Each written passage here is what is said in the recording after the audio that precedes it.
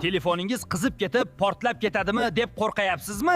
Xavotir olmang. Vahima qilishdan oldin meni eslang.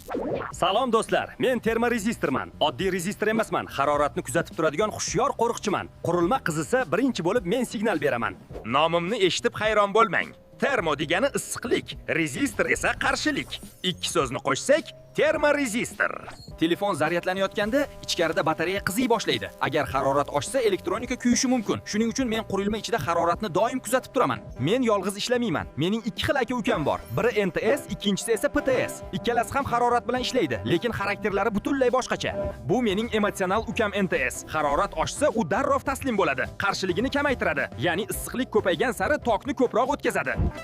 Bu esa o'jar ukam PTC. Bu ukam aksincha ishlaydi. Harorat oshdimi, darrov qarshiligini oshiradi, tokni to'sib qo'yadi. Telefonlarda, konditsionerlarda, muzlatgichlarda va zaryad qurilmalarida meni topishingiz mumkin. Oddiy ko'rinsam ham, lekin yashirin qahramonman. Siz uchun manfaatli bo'lgan bo'lsa, obuna bo'ling va elektronikaga qiziquvchi yoshlarga yuborib qo'ying.